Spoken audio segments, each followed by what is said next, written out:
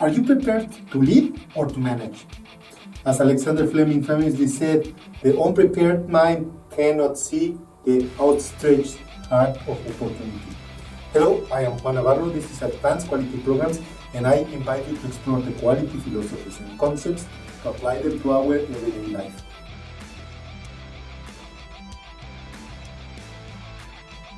One of the most important things a good leader does is to cultivate the next level of leaders. This means investing in development the people and the teams within your organization. Professional development is far more than the annual performance review. It's about helping your people to achieve their maximum potential, not just in their current role, but also in future opportunities within the organization and their overall career for years to come. To effectively cultivate another potential, you must get to know your team, them, on a deeper, more holistic level. Specifically, you must discover first their strengths and areas for growth. This helps you to identify specific opportunities to build their competency. Then, you have to focus on their sense of purpose. This is what motivates and engages them, your team, giving meaning to their life. And finally, you have to think about their long-range career dreams.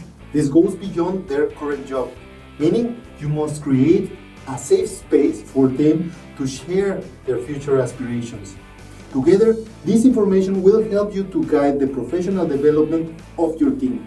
Each year should begin with a career plan that is reviewed at least quarterly. Developing your people is a craft and involves more than we can cover on just one podcast episode.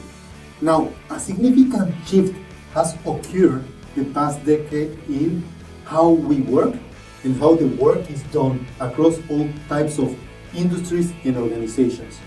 Nearly 90% of the employees relate to spending 1/3 to half of each working day working on or within or among focus teams.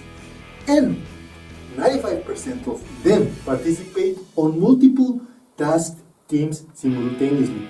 Teams are instrumental to the industry, and organizations that effectively empower them to gain substantial competitive advantages. Teamwork is the ultimate competitive advantage because it's both powerful and rare.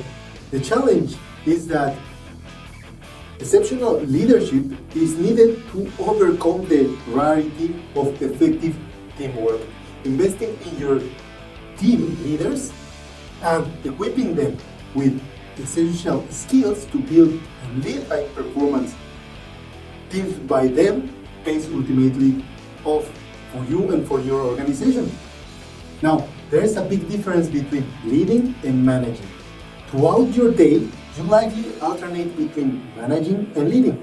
Today, leadership and management are closely intertwined, as most people in leadership roles also manage people, projects, or functions. Let's explore the key distinctions between both activities. The primary goal of leadership is to produce change and growth. As a leader, you envision a better future and design the changes necessary to guide the organization there. The primary goal of management is to produce order and consistency. As a manager, you create a stable work environment that is clear and consistent, enabling your employees to maximize productivity, and inevitably there is some inherent tension between the both roles, the manager and the leader.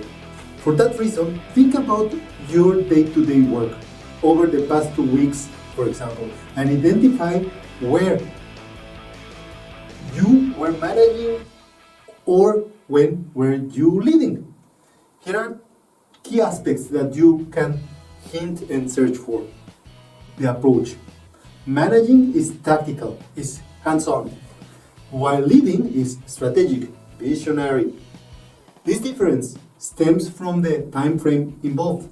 Managing occurs on the present, focusing in or on short and mid-term goals to ensure that the organization currently is successful. In contrast, leading is future-oriented, involving setting strategies and driving change to create the organization of tomorrow, the future success of your organization. The second area is your focus. Managing has narrow internal focus, while leading has a broad external focus that encompasses other functions, the industry, the market, and the national or global affairs. Managing is about the daily tasks.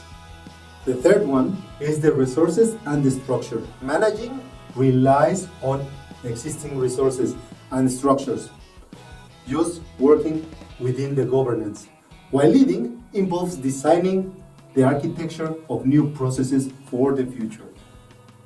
Finally, the tasks and goals. Managing focuses on directly day-to-day work, daily and perhaps a monthly affair. Employees should achieve their current goals. Leading requires planning for the future, establishing the long-term vision, and strategizing to realize that vision. One additional thing that you could focus on is on the people skills. Both managing and leading require emotional intelligence. However, managing is more tactical, involving one-to-one meetings, delegating tasks, coaching your employees for performance.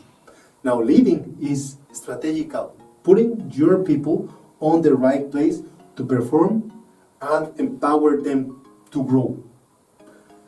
All that said, there is no single answer that fits all or every organization or serves every leader. It is a skill that requires daily practice and daily calibration. This makes the concept of leadership and managing so intriguing. What is considered a future vision for one organization or one leader could be the standard practice or management for another.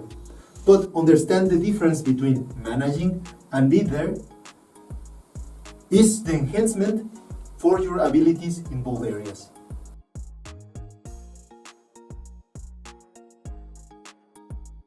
And that was it for this week episode. I hope you enjoyed it and find it useful. And if you did, don't forget to hit like. I appreciate all of your comments, your subscription to the channel. And if you like the information, don't forget to share with your friends, with your family, with your acquaintances, with your boss, with your employees. And I will appreciate everybody commenting on the books, Life Quality Projects and Quality Principles, especially those that had already read it. It helps us to expand the message and help us to actually assist more people. So before leaving, I leave you with a quote from Alexander Fleming. For the birth of something new, there has to be a happening. Don't forget to hit the bell and see you next week.